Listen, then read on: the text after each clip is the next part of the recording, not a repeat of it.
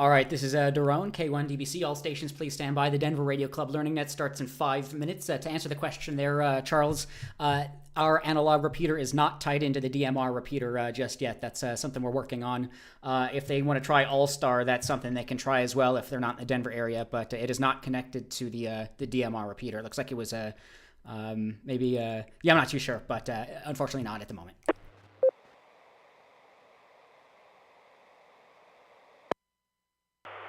Thanks for the information, and we'll check in after you start the net anyway. WD0CIB will be clearing QSY over to the other radio.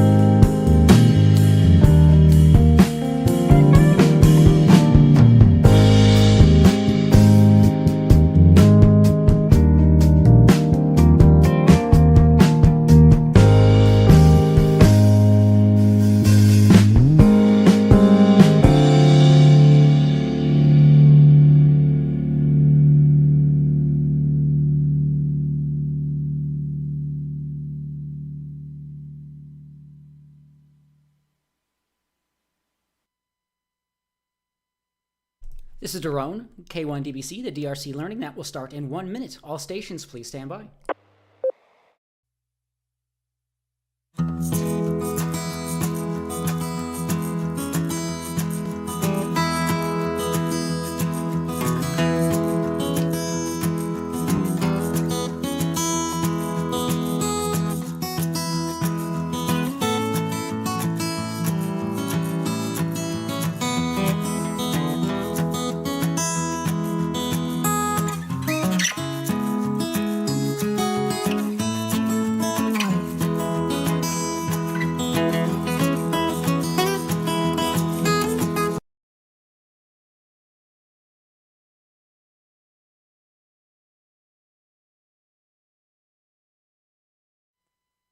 Nope, something broke with that video there. I'll need to fix that. Good evening, welcome here on YouTube. It'll be just another second here. All right, good evening and welcome back to the Denver Radio Club Learning Net for August 30th. So far into the year, quite crazy. It's a great place to learn about ham radio and STEM topics in general. And thankfully, we have plenty of combined experience and expertise. This is Kilo 1 Delta Bravo Charlie. My name is Daron, Delta Oscar Romeo Oscar November. Good evening, everyone. I'll be your net control this evening.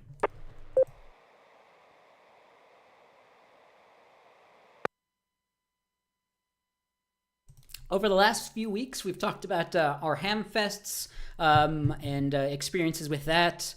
Let's see, last nets, let me see, general tests are nonlinear antennas, HF contest rules, geochron for clocks, and all sorts of stuff. So we'll be talking about your projects and more. We'll be taking your comments, questions, check-ins, and more this evening. Hey, good evening, Robert. Two Roberts. Good evening. I'll get you guys checked in here. This is Daron K1 DBC. We meet every Wednesday except for the third Wednesday of the month at 7:30 p.m. Mountain Time on 145.490 and 448.625. Both have a negative offset and have a 3-minute timeout and a required 100 hertz PL tone. You can contact us via email if you'd like, Elmer at w0tx.org, most social media at Denver Radio Club. We also stream and archive our nets over on youtube.com/Denver Radio Club. So if you've missed a net or meetings, that is an additional way to check in.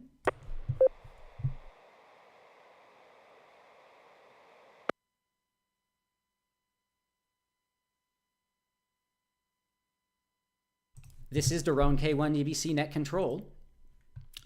This net can be broken at any time for emergency or priority traffic by using the word break. Is there any emergency or priority traffic at this time?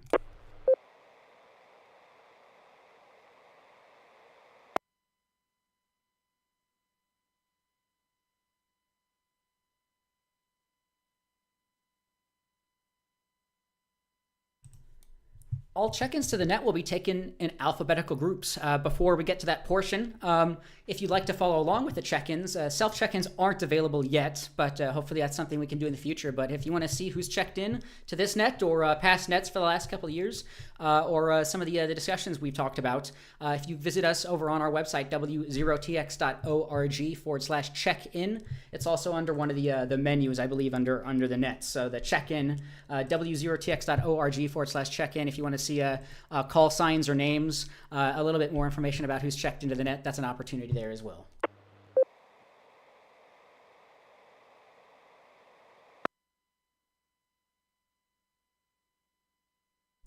With that, all check-ins will be taken in alphabetical groups based on the first letter of the suffix of the operator's call sign. The suffix is the first letter after the number in the call sign. If you can and feel comfortable, try to use IT phonetics for the call sign and indicate if you have any traffic or questions as you check in. If your suffix begins with the letters A through M, Alpha through Mike, let us know your call sign, your name, and if you have any traffic or questions. A through M, please check in now.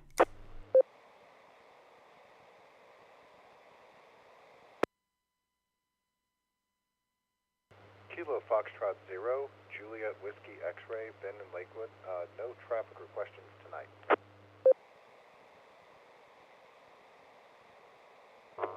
Kilo Echo 0 Alpha Bravo, Cannon Lakewood, no traffic.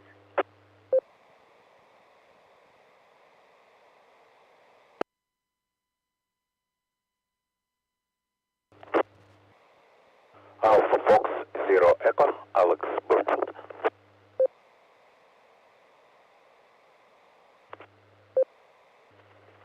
Kilowatt Delta 0, Charlie Golf Fox, Kenny, currently mobile and Thornton. No traffic.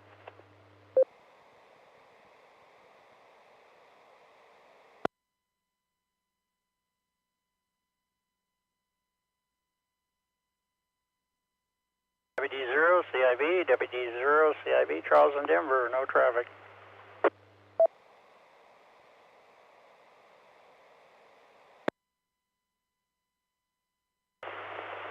Foxtrot 0, Charlie Mike, KF0 MCM, D. Michael and Morrison.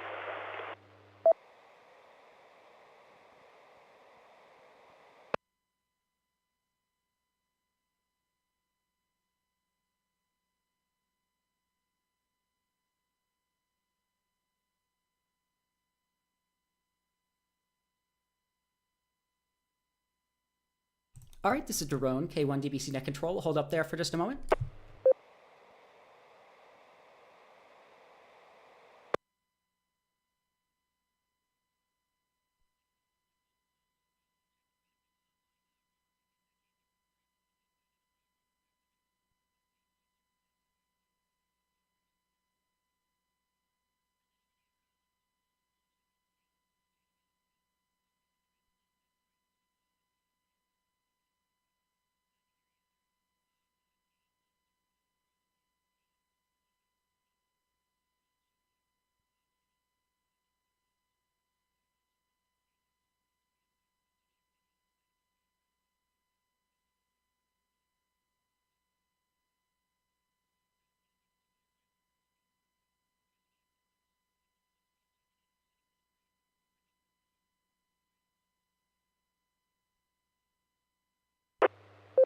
Was muted for that entirely. Sorry about that.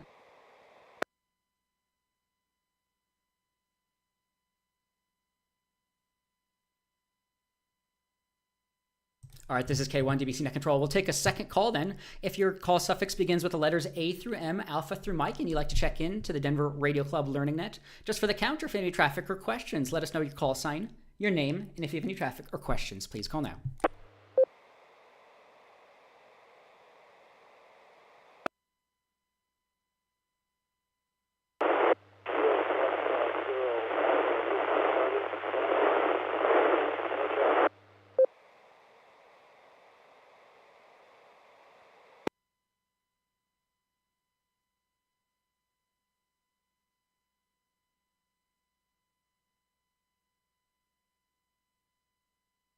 All right, this is Daron, K1WC. I believe we had KF0AWC Brian checking in there.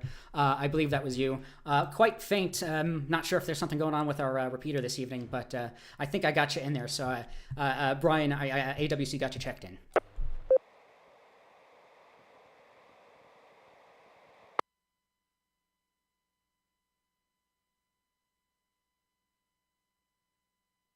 All right, this is Daron, K1 DBC. Little different here, but we'll take call suffixes November through Zulu. If your call suffix begins with the letters N through Z, November through Zulu, and you'd like to check into the Denver Radio Club Ham Learning Net, just for the counter, if you have any traffic or questions, let us know your call sign, your name, and if you have any traffic or questions. Again, the suffix is the letter after the number in the call sign.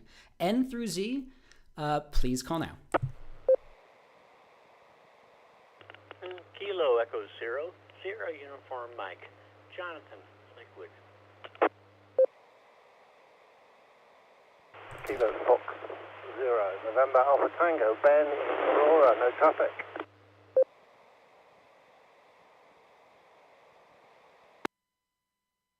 Alpha Echo 0 Yankee Romeo, Ed with traffic.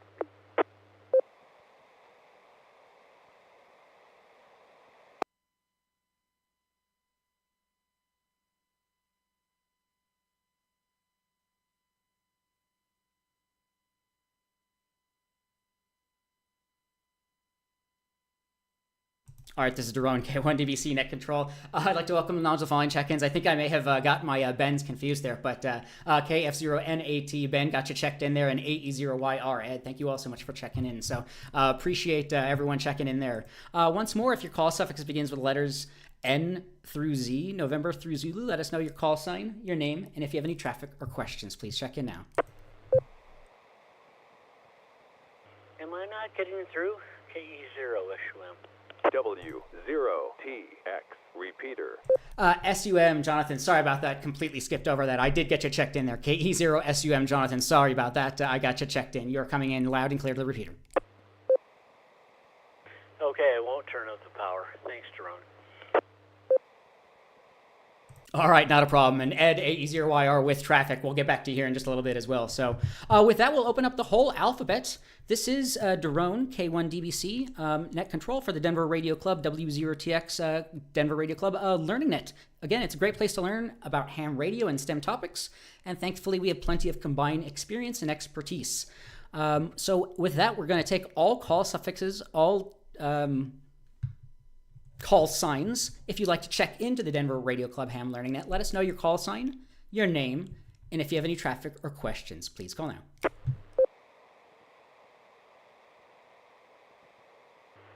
Kilo 0 Lima Alpha India K0 LEI Larry in Lakewood. Kilo Delta 0 Foxtrot Kilo India Arvada, no traffic.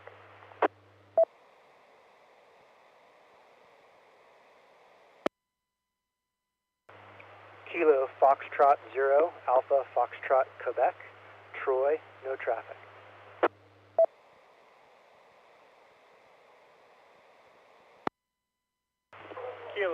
Kilo 4 Romeo November Yankee Ronnie and Thornton, no traffic.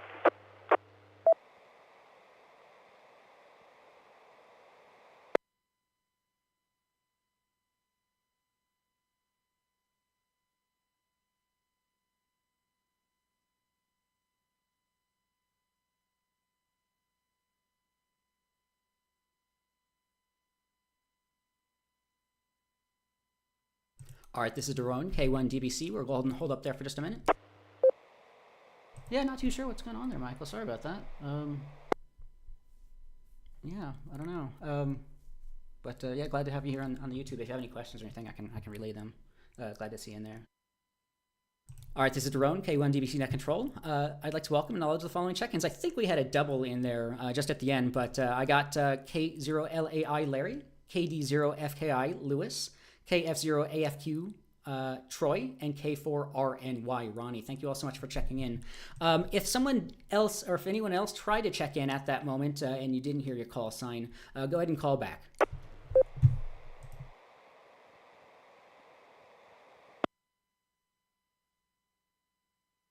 Kilo Bravo 3, Victor Charlie Uniform, Robin Thornton, no traffic.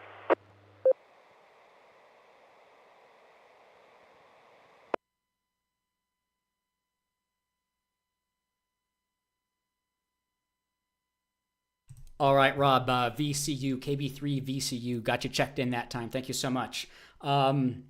Yeah, it was sometimes with these doubles, it's perfect, and there's not a lot of noise apart from just the human's voice. So, but that time, yeah, we had kind of just overlapping, but no problem, got you checked in there. But this is Daron, K1DBC Net Control. Once more, we'll throw it out to the group. Any other check-ins at the moment? We're taking all call signs, all call suffixes. Let us know your call sign, your name, and if you have any traffic or questions, please call now.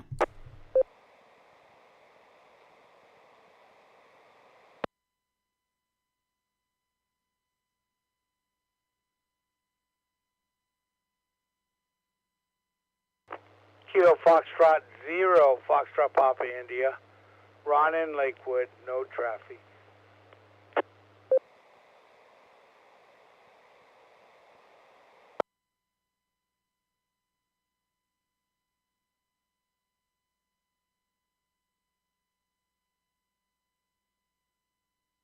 All right, this is K1DBC Net Control. Online, we had a check-in, Ed, AE0LT, got you checked in there. And then over the air, we had KF0FPI, Ron. Thank you all so much for checking in. There will be official check-ins throughout the net here. Again, over on youtube.com/Denver Radio Club. If you like some behind the scenes, we're streaming our net on there. W0tx.org/check-in. You can follow along with who's checked in and any traffic that's given and some additional visual context. But if there's ever a lull in the conversation, if no one's speaking, you're more than happy to chime in, to ask a question or check in. So we got one more check in here. WA4MBG, Bob got you checked in there. So with that, we'll throw it over to Ed, AE0YR. The net is yours. Go right ahead. Thanks, Daron. Good evening, everyone. I'm at a point in my ham journey where I'm starting to look at my HF antenna to get on the HF bands. I've been a dual bander so far in my first couple of years. And I'm wondering if anyone has any experience with HF verticals that do not require radials. I can put up a vertical up to 40 feet where I'm at, but I have a tough time with radio. So, anybody experience HF verticals without radios?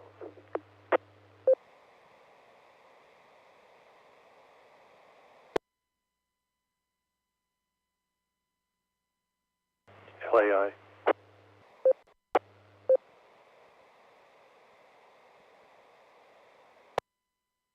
Good question there, and I'll get back to your LAI in a second. Yeah, I think we've talked about this probably in the past, or somehow I've Googled it before. So, yeah, some Googling HF verticals without radials seems there's quite a lot of information out there. But I'll throw it over to Larry, K0LAI, to answer Ed's question there, potentially.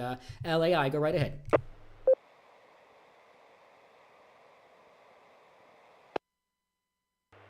This is K0LAI. There's a number of manufacturers that make verticals that don't need radios on the ground. There's also a vertical antenna that the radios and the radiators are on the antenna itself up in the air, but it doesn't need any ground radios. And that antenna you can buy on Amazon, and it's a HVU 8. That's Hotel Victor Uniform 8. And it's in the $300 range. And a number of these verticals are going to be quite a bit of money. So there's a lot of manufacturers. You could peruse at hamradio.com, which is HRO's website, and you can do a search for different verticals. And MFJ and their associated companies make a lot of non-radial vertical antennas of various sizes and bands. By the way, the HVU 8 covers from 80 meters up to 6 meters, and also does 2 meter and UHF. So it's good if you have like a shack in the box type radio, like a FT 991A. Back to Net. So LAI, what causes these not to need a radial? Are these in the coax?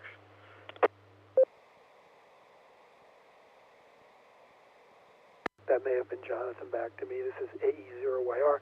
Thanks for that feedback. I did pull up the HVU 8. It looks like it's not available on DX, but a site called Buy Antenna does have them.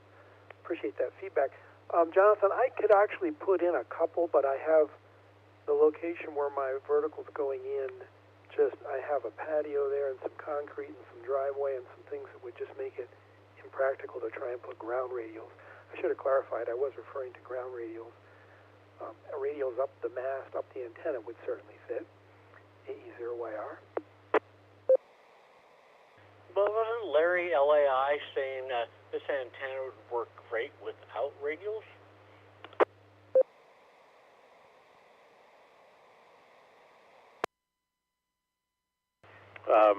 K0LAI responding. It has radials on it, but they're not very long. You actually tune the antenna on the radiator. It has radiators and radials, and you actually tune the antenna by lengthening those. And I generally set it in the middle of the band, and then I just with my tuner on my radio handle the rest. K0LAI, back to Net. W0TX repeater. Thanks, Larry. KE0SUM, back to Net.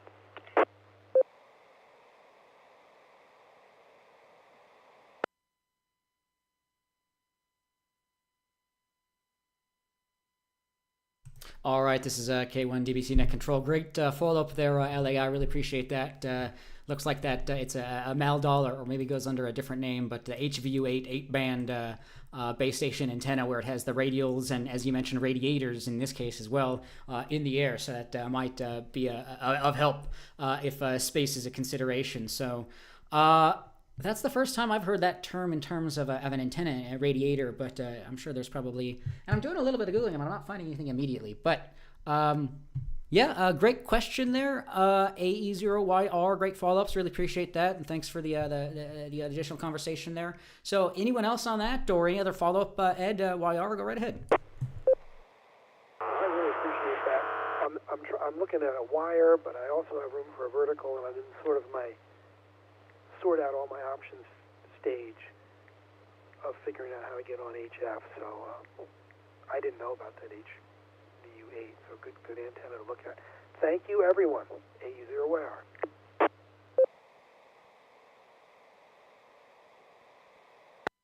Alpha Bravo. All right, sounds good there, YR. Yeah, it's awesome, interesting things that we can find that might take up a lot less space than we think that we might need. So it's really cool to have, good follow-up on that. There was also, I think it was Alpha Bravo, or there was someone else in there. Go right ahead. Yeah, this is Ken, Kilo Echo Zero Alpha Bravo. I have an old Cushcraft 10, 12, 15, 17, 30, and 40 meter vertical, and those little wires that are coming off of it, they're saying that they're little short counterpose rods is what those are, and I have it up 18 feet on a mast, and then it's 22 feet above that, and it seems to work real well.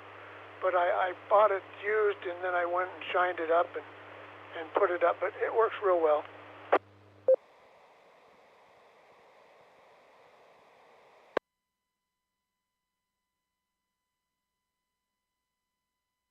All right, Kilo Echo Zero Alpha Bravo. Appreciate the follow-up there on that Cushcraft antenna HF vertical with a similar kind of additional things on the antenna, and I was just trying to find out that name that you just mentioned there, but I'm looking through a manual. I can't find that, but yeah, really appreciate that. So it sounds like it is kind of a known a way to operate and have radials and additional things like that. So that's awesome to hear. Yeah, it's really easy to put up, and it has a little at the feed point. It has a broadband matching transformer. And it has a matching network, which it provides. There's no moving parts in it, and then it has a built-in balun, which eliminates the stray RRF. And like I say, it works pretty good. It was kind of hard to put up there, but it only cost me a couple $100 used. So if you can find something used and then are willing to put a little effort into it, you can go pretty cheap. But anyway, this is Kilo Echo Zero Alpha Bravo, and back to net.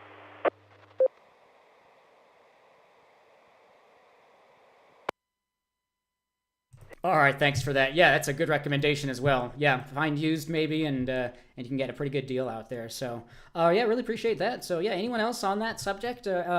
Vertical antenna, where you won't need ground radials necessarily. It sounds like we have some pretty good options of moving those from off the ground up into the air. So anyone else? Any other options or any experience that you might have on that? Please call in.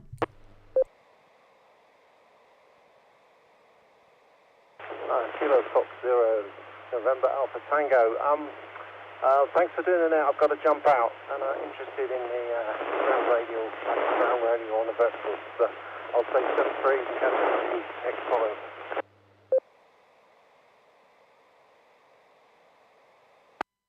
All right, November Alpha Tango. This is K1 DVC Net Control. Glad to hear you in there, and yeah, don't ever hesitate to jump in to our Discord or anything else throughout the week. So yeah, glad to hear you in there, and we'll hear you next time.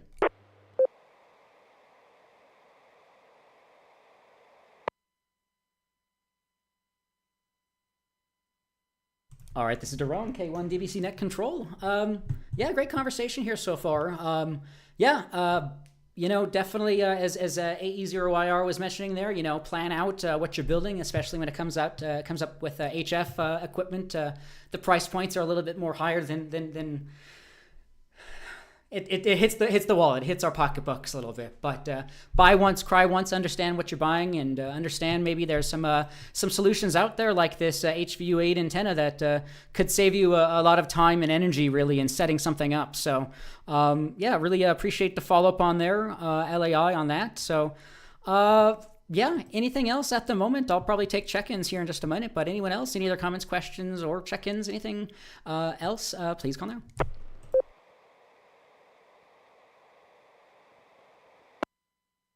Could I get that model number on that Chris Craft HF vertical again? This is AE0YR.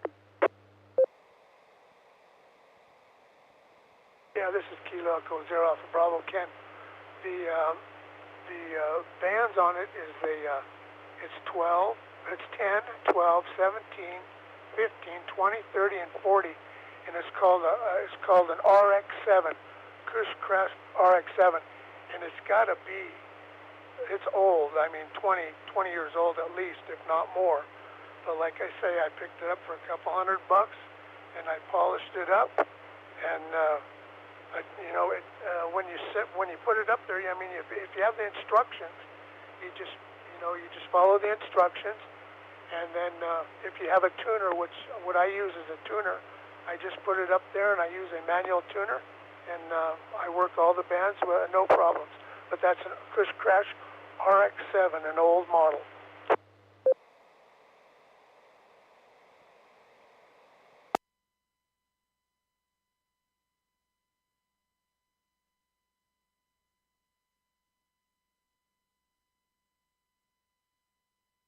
Thanks, Ken. This is Ed. DX has one on their site. That's the X7, $1,600. Yikes. That's why I found an old one and then worked on it. A little elbow grease is a lot cheaper for me than $700-800 anyway. Back to net.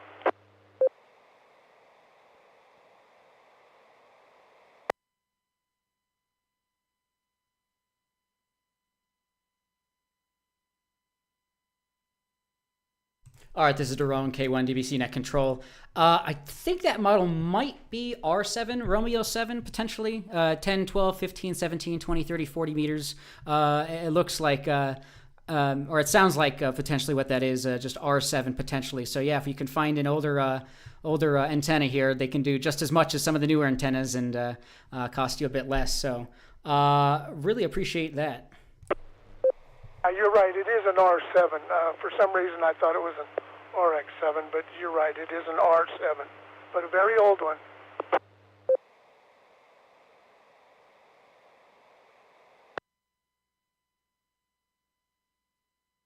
All right, sounds good. Appreciate the follow-up on that. Yeah, YR or anyone else on that conversation, go right ahead.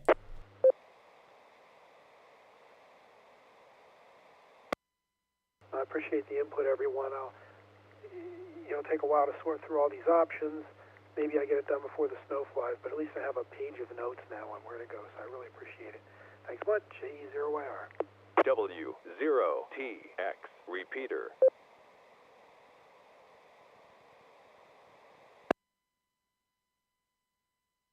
All right, sounds good. Appreciate that. Yeah, sounds good. Yeah, this is Daron K1 DBC Net Control. I was just looking on, I mean, if you just do Google search for Cushcraft R7, might be some things on eBay potentially. Might get lucky there, but, well, maybe that may have been an old ad, but, yeah, appreciate that. And, yeah, awesome to hear. So this is K1 DBC Net Control. With that, we'll probably take official check-ins at the moment. Let me drop for just a moment.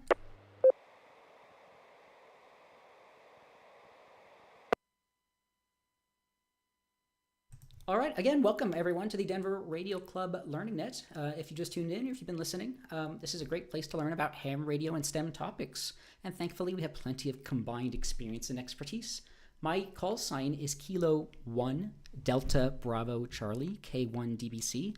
My name is Daron Delta Oscar Romeo Oscar November. I am the net control this evening. We'll take all calls, all check-ins. If you'd like to check into the Denver Radio Club Ham Learning Net just for the count, or if you have any traffic or questions, let us know your call sign, your name, and if you have any traffic or questions, please call now.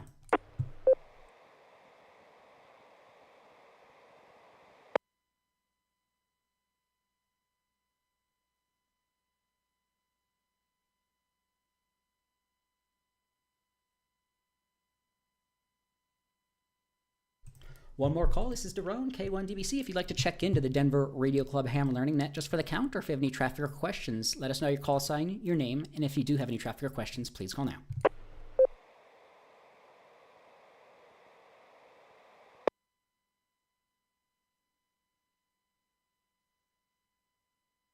Hey, Daron, I have a question. SUM.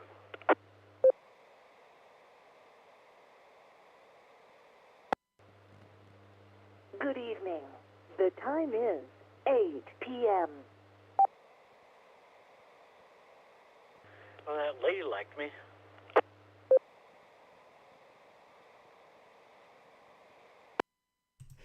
Yeah, sounds good. This is K1 DVC Net Control. After that timestamp, yeah, I'll go right ahead, Jonathan. The net is yours. Net is yours. KE0SUM. Go right ahead. It's always fun to talk to the repeater, but the last guy on was talking about an older Cush craft. I was curious. Does anybody know? Do aluminum antennas degrade over time as they're up in the weather over the years? I'm guessing they do, but I'm wondering how long it takes. KE0SUM.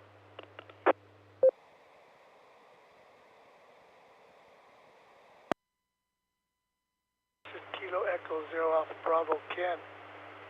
Well, I inspected it and I took some emery cloth and some sandpaper and tore it all apart and sanded everything and inspected it, and there was no cracks in it, and it looked like it was, like there was really no physical wear, it looked good to me, and I'm a retired journeyman electrician. I don't know much about electricity, but I just built it up and I shined it up, and I put some Penetrox in all of the joints where you put it together and shined it up, and I don't know. We'll see what happens, but it's been up there. It's been up there a good 6 or 7 years now. So, but it still works fine.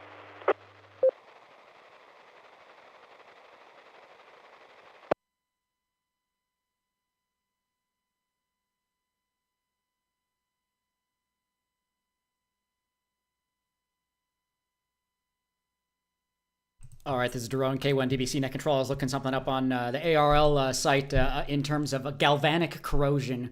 Is a pretty good article here comparing aluminum versus stainless. So I can read a little bit out on that, but SUM or anyone else on that, go right ahead.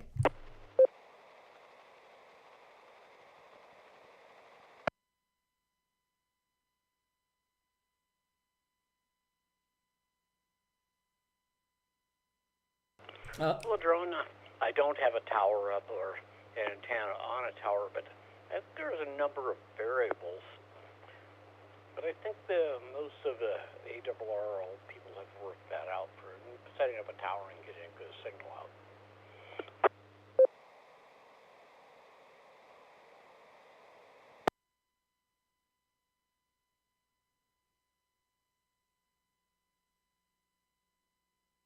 All right, gotcha, Jonathan. Sorry, I was distracted by something here on my end. This is K1 DBC Net Control. Yeah, ARL probably has some pretty good articles on things, and hopefully the equipment that's being built is being built to last for a good amount of time. So let me see here on this article here I can bring up here, but I'll drop and see if anyone else has any other follow-up at the moment in terms of using aluminum.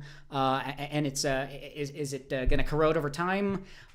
What's anybody's experiences with aluminum towers or antennas? Go right ahead.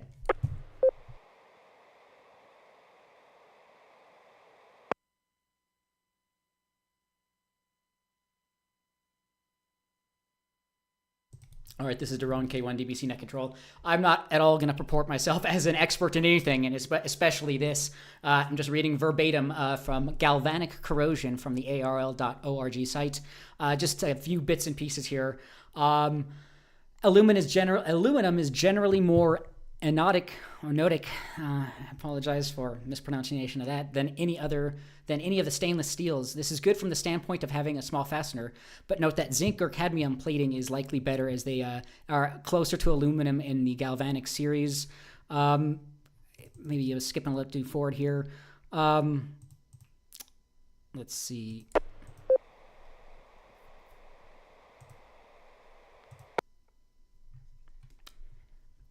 skipping forward, thus with aluminum, you might notice little difference between the corrosion with either 304 or 17.7 pH stainless steel. Corrosion can be a nearly exact science if everything you work with is exceptionally pure, but in the real world, it's not the case. An experienced metallurgist, they've learned corrosion class. It sank, but yeah, there's a lot to get into. I'm not going to try to dive in here, but if anybody has any comments, questions on use of aluminum in towers and long-term corrosion issues or anything like that, go right ahead.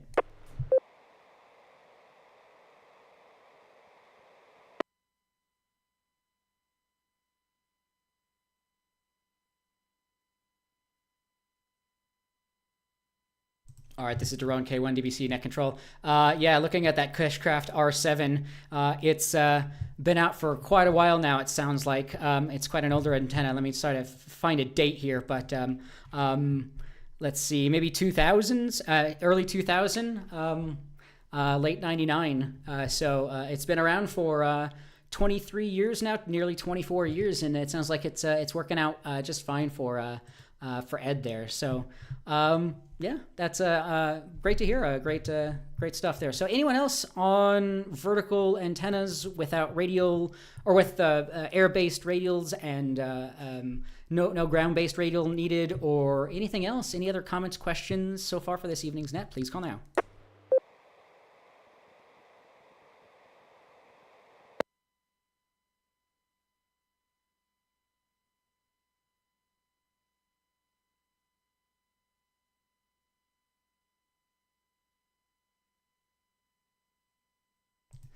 This is Daron, K1 DBC Net Control.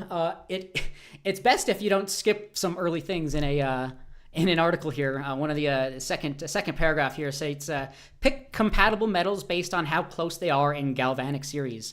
The closer the galvanic potentials are, the less corrosion that will occur. So that's the amount of corrosion is proportional to the ratio of cathode to anode area ratio. So this leads to a number of methods to minimize corrosion. Make the anodoic metal piece much larger than the cathodic one. Corrosion will spread out over a larger piece of metal, and thus the loss of some atoms from the surface will likely not result in much weakening.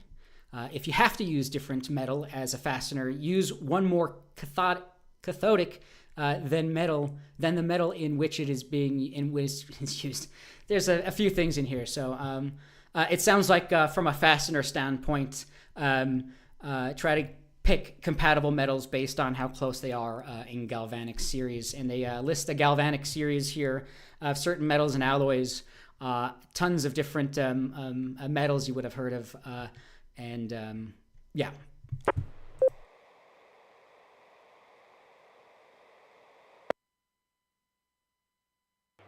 Comment, SUM. SUM, Jonathan, go right ahead. Oh, Jerome, I think I mentioned this.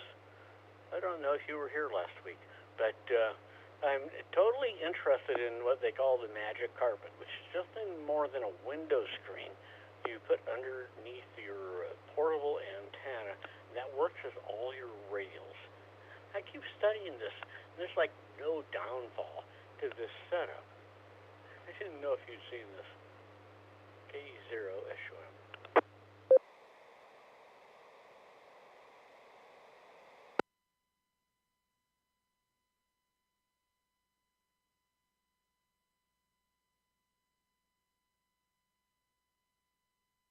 This is Daron, K1 DBC Net Control. No, I had not seen that. I'm seeing a Dave Kassler video here a couple months ago talking about using a window screen as a counterpoise for a portable antenna. So yeah, that might be a pretty cool option. Less things you have to carry around, and maybe you can pack that up pretty compactly. So using window screen as a counterpoise sounds pretty cool there. Yeah, not heard of that. Well, the thing is, a friend of mine has a woofer recoil. I have one also, but he went out and activated a POTA up north. It's a trailer, but he put it out without all the. Normally, you put out like 3 33-foot radials or a number of different radial combinations. People have played with this endlessly over the last few years. But you put out this magic carpet, and suddenly you don't need all those pesky radials. And he had a great activation. So I want to go to Ace Hardware or Walmart or wherever, and I need to get some window screen. I'm anxious to play with this.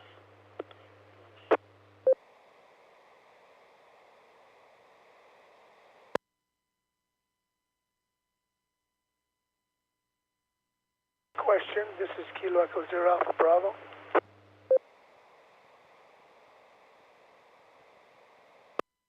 Thanks there, Jonathan SUM. Yeah, Alpha Bravo, go right ahead.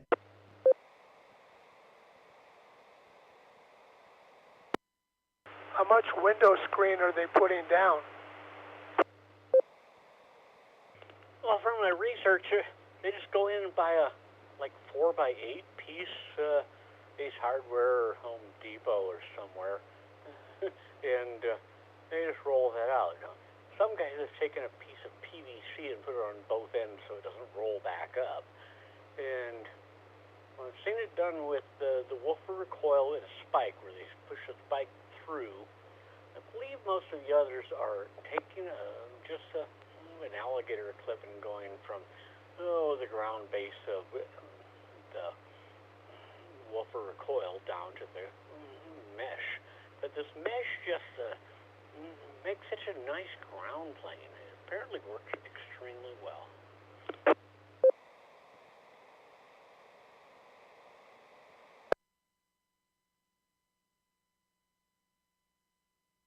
So it's not a very big piece then. Huh, strange. Anyway, back to net.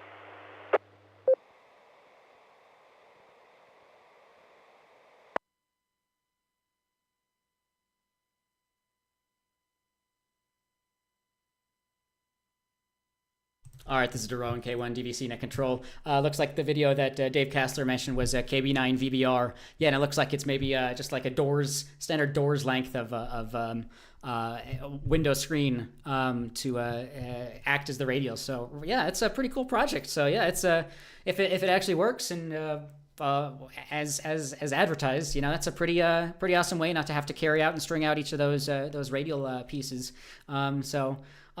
Yeah, let our equipment work for us. So yeah, it sounds good. It sounds like Robert Pickett, RAP, had also bought one of these. So hasn't tried it out yet, but Jonathan or anyone else interested in that? It sounds like using a window screen instead of a conventional ground radial network for vertical antenna is effective small space method to improving your signal strength via the KB9 VBR YouTube page here. So pretty cool stuff there. Yeah, if anybody does that, tries it out, let us know your experience and results.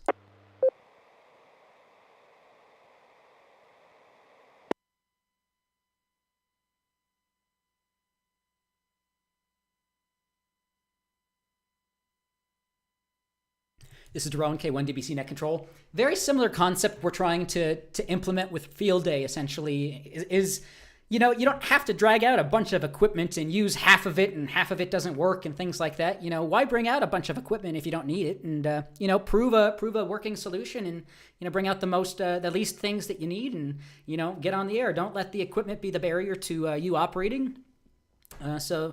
Pretty cool options here that we have nowadays. So yeah, with that vertical antenna that was mentioned earlier, the HVU8, getting your radials off the ground and or a window screen like this for a portable setup, pretty cool stuff here.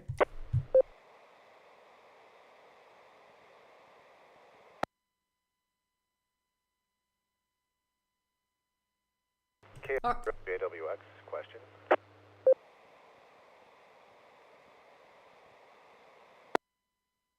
Yeah, Ben, KF0JWX, go right ahead. The net is yours. Thank you, sir. Just a quick one for everybody. Looking to get the first HF rig, and part of me wants to just go get a really user-friendly unit like a ICOM 7300 or an equivalent Yaesu. And then the more adventurous side of me has been looking into like 80s Kenwoods or even an older Heath kit with tubes. I just think it'd be a lot of fun to tinker with.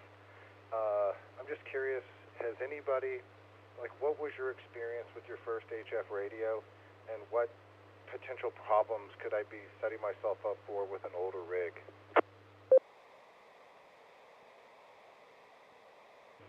Comment, SUM. Great question there, Ben. JWX HF. Yeah, that's always an interesting place to get into and purchase things in. Yeah, old versus new. You can probably buy some older equipment for a bit cheaper, but is it worth it or not? Yeah, who knows? So that's a great question. SUM, Jonathan, go right ahead.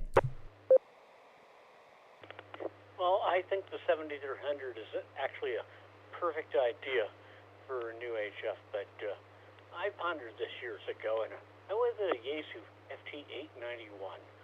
And not full featured, but lighter, and I did some photo with it.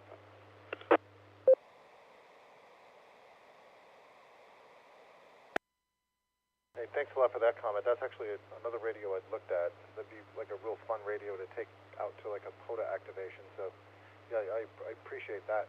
The KF0JWX, back to that.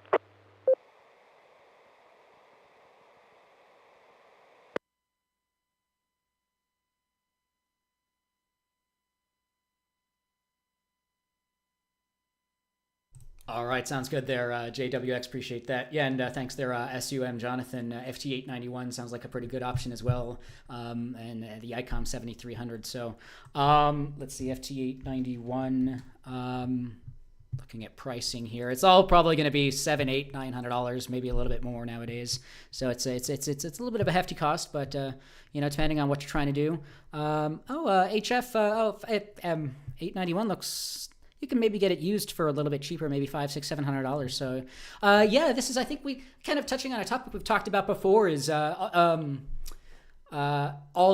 radios. It'd be nice to have, but I think the price points are really hitting, there's a lot of issues for a lot of manufacturers, and we're kind of the smaller hobby. So, nowadays it might be worth getting a separate HF rig and not having a all-in-one radio. So things like the 891, great option there. 7300, another great option there as well. Probably a little bit double the price though, but we'll probably be able to do. Or no, it's a little bit more newer, a little bit more fancier, but great options there. Yeah, and I was also curious if anyone ever started with an older, like vintage HF rig and wish they hadn't.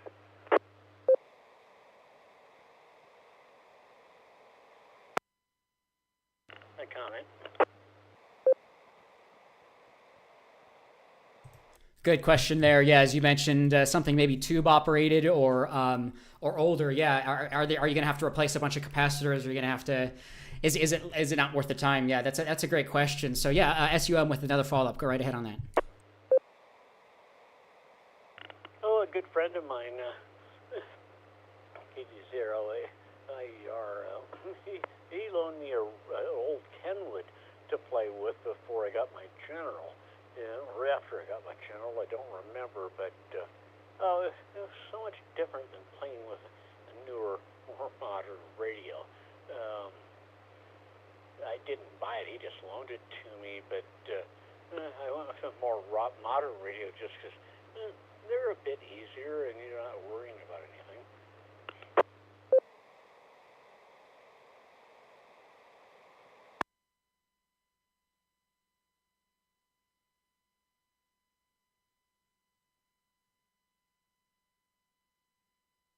All right, good follow-up there, SUM, Jonathan. Yeah, I don't know if anyone else has any other information on that, using an older rig, maybe from the 80s or early 90s or whatever it may be, or even earlier, but that still is HF capable and getting on the air. Any experiences on that? I know we use the term boat anchor, so I know heavy equipment at least is an issue, but that's maybe the only issue is it might not be able to be as portable as some of the newer equipment, but yeah, anyone else on that? Or Ben, JWX, go right ahead. LAI.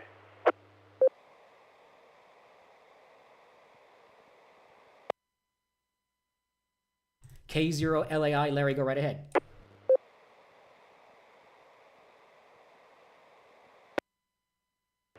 K0 LAI. LAI. Even I can't say it tonight. I have a Heathkit SB102 from the 1960s, and it works. It has a little bit of a hum when it transmits, but it works. And you can get something like that for a few $100s, but it is not a portable radio. It's a big monster. Takes up a lot of space on the desk. And it's tubes. In fact, that was the last one that had tubes only. It didn't have any of the more modern transformers in it, or not transformers, but more modern electronics in it. So let me reset and talk about some of the other things.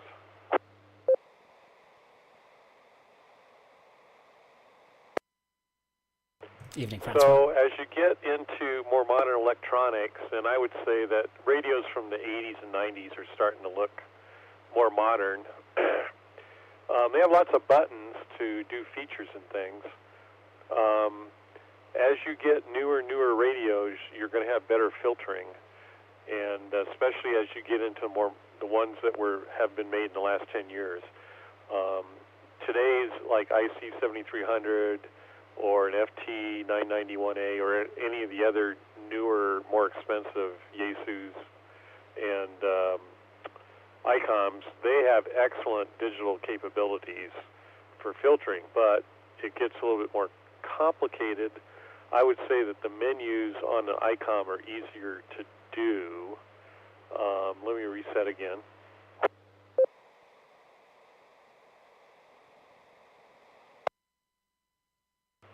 And finally, some of the radios that were made, say, in the last 10 years, but before the more modern ones, they were just before that, such as the FT 857, the FT 897, and equivalent Kenwoods and equivalent ICOMs.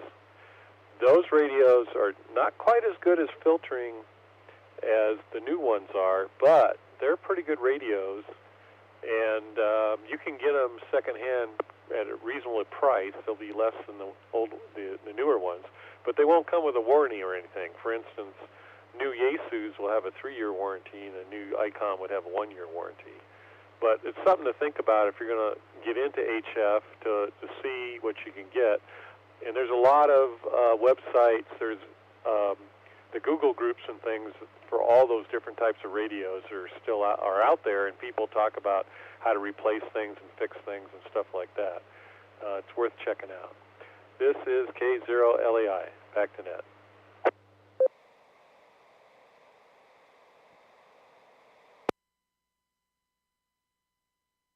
K0LAI, this is K1DBC, net control.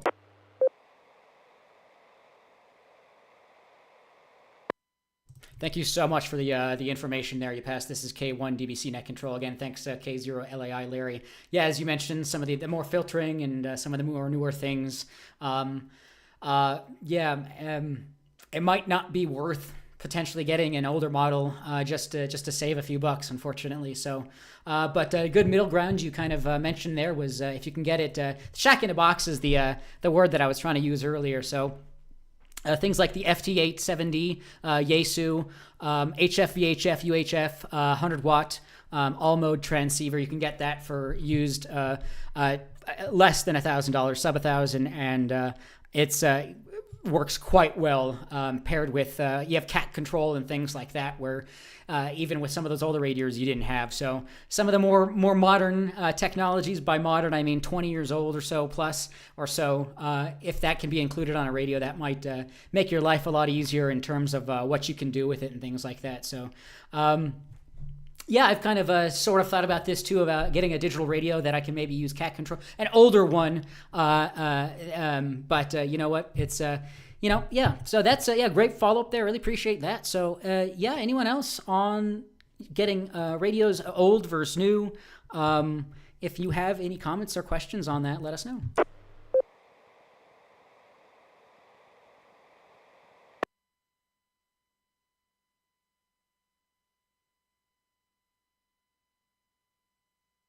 All right, this is K1DBC Net Control. We had a check-in online, VE2ZXS Victor Edward 2 Zulu X-Ray Sierra. Francois from Quebec, got you checked in. Appreciate you watching things online here. So with that, I'll throw it back out to the group. Anyone else? Any other comments, questions? We have another 5 minutes or so. There's no hard stop to the meeting, but we usually end around 8:30 p.m. Mountain Time. I can bring up a few stories, but if anyone else has any other comments, questions, projects they'd like to bring up, check-ins, let us know. SUM question. Yeah, Jonathan, KE0SUM, go right ahead. Well, you guys just had a swap meet last Sunday, and I gather it was pretty successful. But my question comes up is, used ham radio gear, is it worth the value in putting it in, or just should you sink a little bit more into new gear?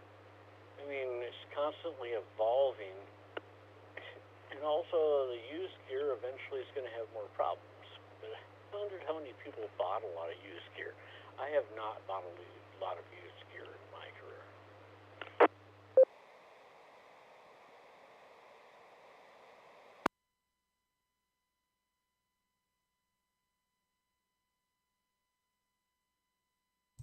Good question there. Value of used versus new. I don't know how depreciation values of anything. I mean, you take a car off a lot and they say it depreciates by half, things like that. I don't know. It seems like with some of the costs of some of our equipment, we should probably be using this as a way of income potentially.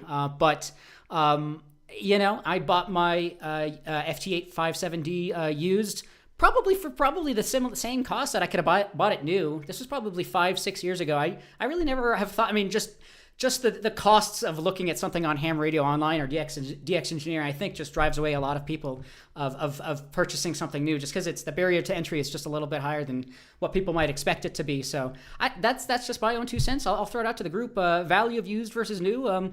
Do you find that you need a warranty? I've never had an issue really that I've had to fix on my radio, and some of these more modern ones, you can't really take it apart and do much with it anyway. I mean, you can, but you have to have some experience and expertise really to that. So with that, I'll throw it out to the group. Yeah, used versus new. Do you find a warranty helpful? I'm sure probably with some of the newer equipment for sure, but yeah, go right ahead, anyone.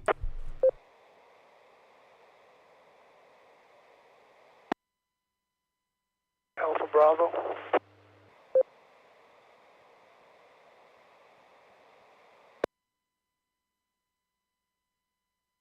All right, this is K1DBC Net Control Online. We had Michael checking in from Santa Fe, KJ5 CJN, asking Shaq, should they use new versus used? So app timing there.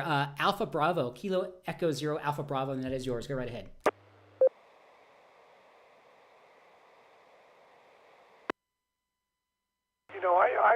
I don't buy a lot of the radios at the swap meet, but I was out there, what was it, Sunday, and I always look for vertical antennas, and I didn't see any vertical antennas. I seen some ham sticks, and I seen some small little 2-meter Yagis and some of that stuff, but usually when I go out to the swap meets, I'm looking for antennas. But as far as buying rigs, I bought a few at the swap meets, and some of them, I bought one that had a problem with the back of it. The power connection was kind of goofed up, but I just fixed her up. So you kind of got to be willing to maybe do a little work on them also. But yeah, I don't think it's too bad. But you got to be careful too. You don't want to spend too much money. But I'm kind of cheap anyway, so I'd rather buy used stuff. Back to net.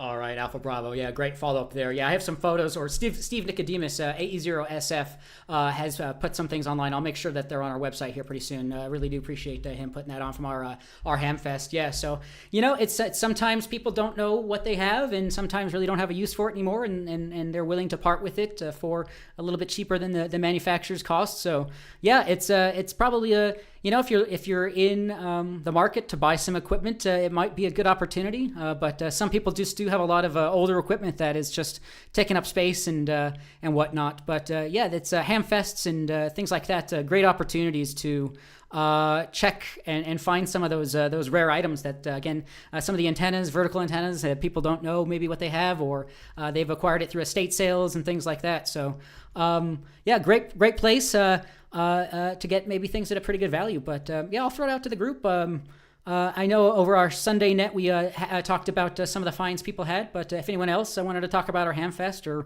anything else on that topic of used versus new or anything else, go right ahead.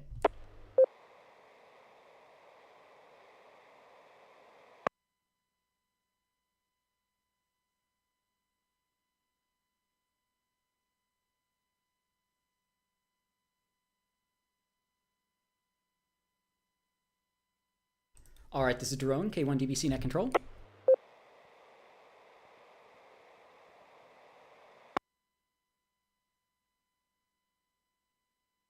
All right, so hopefully that maybe helped. Let's see, we had CJN in the chat here as well as anyone else asking about that buying equipment used versus new. I think Jonathan had brought it up by SUM.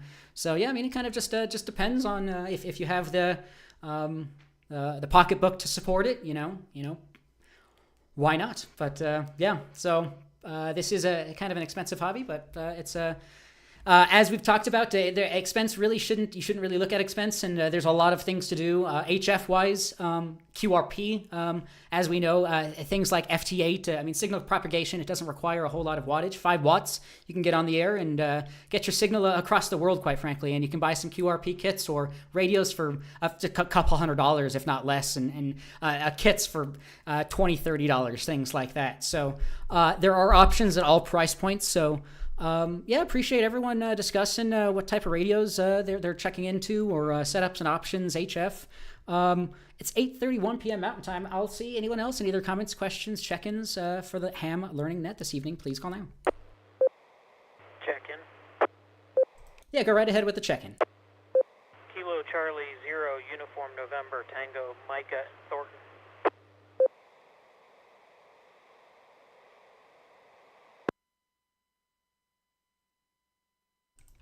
KC0UNT, Mike, I got you checked in. Thank you so much.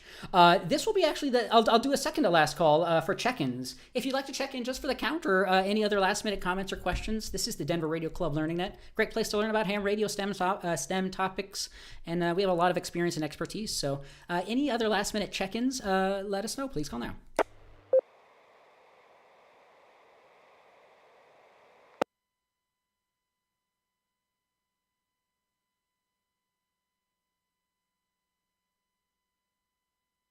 All right, this is Daron, K1DBC Net Control. Appreciate everyone being on here. I'll do a quick spiel or go through some club business, maybe bring up a quick story here. Yeah, our last event was our Hamfest, w0tx.org/ or just w0tx.org right on our front page.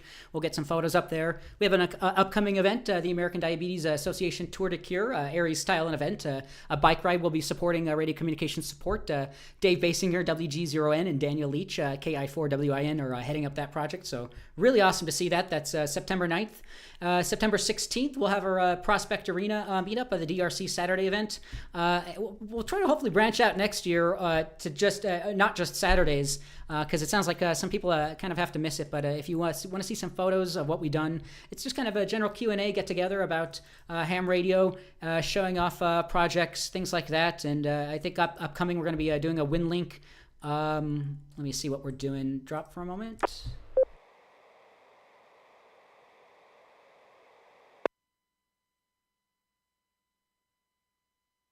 This is Daron, K1DBC Net Control.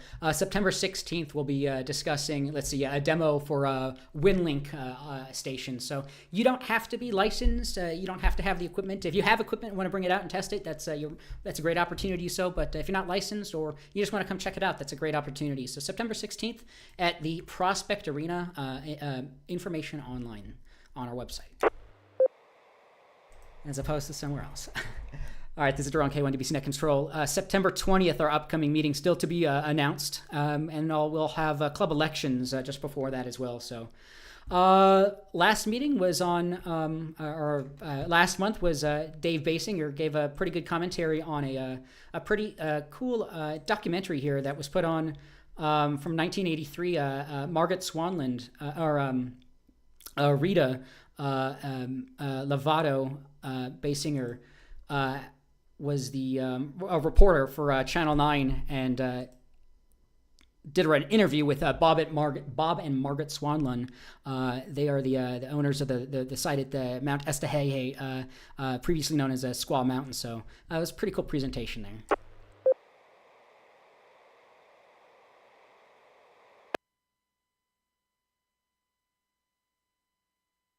Awesome. This is Duran K1DBC Net Control. We had a comment in here from Francois VE2ZXS stating that they got a software-defined radio for about $100, and it got them into amateur radio and listening to them, to people, convinced them to get a license. That's awesome to hear. So yeah, software-defined radios, as we've talked in the past, $20, $30 you can go off buying on Amazon or something like that, and a really easy way just to listen. So a nice cheap digital scanner. So pretty cool tools there. Really appreciate hearing that. W0TX repeater.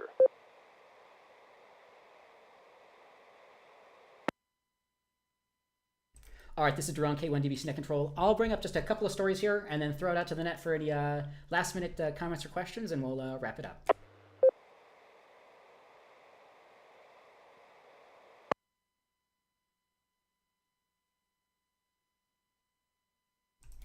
This is Duran K1DBC Net Control. Let's see, just a couple of random things here. Article over on hackaday.com, a blog I really enjoy watching. If you are interested in anything electronics or STEM, great place to watch here. Article titled Polish Railways Fall Victim to Cheap Radio Attack, written by Lewin Day on August 29th. Poland's railway have recently come under a form of electronic attack. It's, let me see.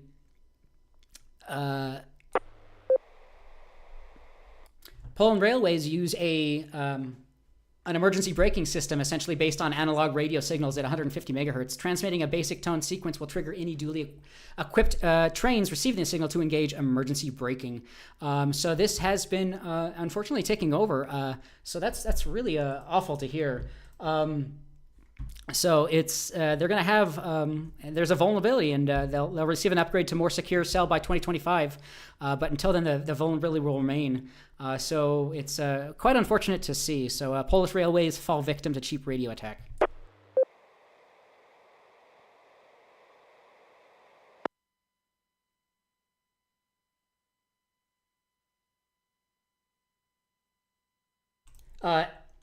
Similar news.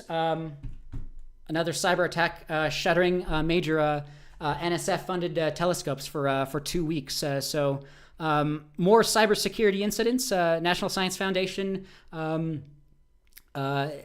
they've knocked out of commission telescopes in Hawaii and Chile since the beginning of August. Officials have halted all operations at 10 telescopes, and a few others with only in-person observations can be conducted. So cyber attacks shutter major National Science Foundation funded telescope. So really unfortunate to hear.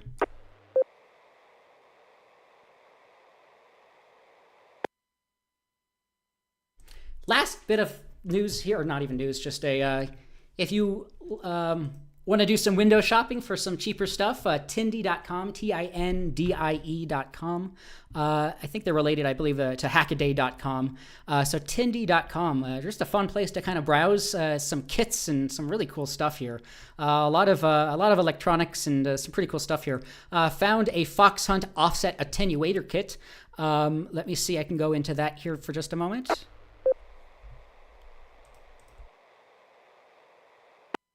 I'm sure as Jonathan SUM or someone else might be able to speak a little bit better on this, but this is just a $10 kit. So they go on to describe it as, so what is it? It's when you're closing in on the Fox, you may find the signals. So this is amateur radio direction finding. So people will put out small transmitters and with your transceivers or radios, really. You don't even have to be licensed. You can go and find these, essentially. So it's electronic radio hide and seek, essentially. So that was me. So going on, they said, when you find the signals, they may be too strong enough. You can no longer find a peak or a null with your antenna.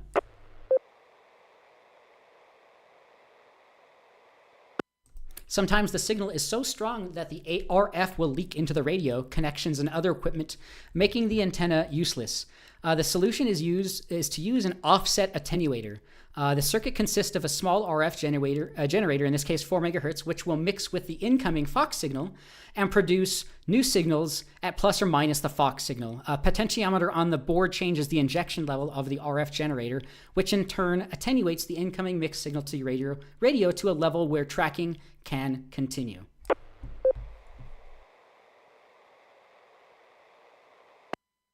So this is a kit by amateur radio operator license KC90N for $10.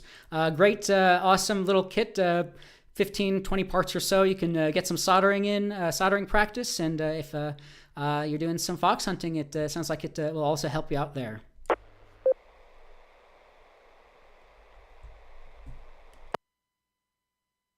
Okay, this is Daron, K1DBC. It is 8:40 p.m. Mountain Time. I'll throw it out to the group. Any other last-minute comments, questions, check-ins, anything else? This will be the final call. Let us know.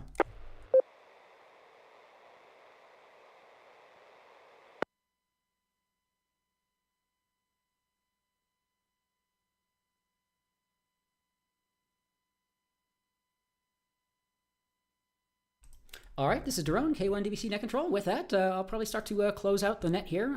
Glad to have everyone checking in over the air, over YouTube. Appreciate everyone checking things out. Let's see. So yeah, next week we'll be doing the same thing on the 6th. If you've enjoyed what we talked about here, check out our website and check out our Discord server. Just a general chat room and Q&A. You can continue the conversation over there at w0tx.org/discord or under our social media link, I believe, if this chooses to work here.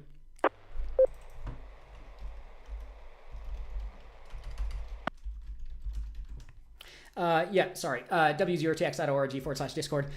Plenty of things over online, YouTube, Facebook, Twitter, things like that. So, it was glad to hear we had a pretty good turnout to our Hamfest, and glad to hear that people had a good time. Hopefully you guys hopefully everyone bought things. And if you're ever interested in helping us out, let us know. We have a lot of links and emails on our website. If you want to ever help out as a net control operator, we're more than happy to help you with that. So, let's see. We had a total this evening of 24 check-ins. Really appreciate that. We appreciate the Denver Radio Club for allowing us to use the repeaters. So with that, please join us next week, 1930 hours. This is 7-3, K1DBC. I am clear, and have a good evening.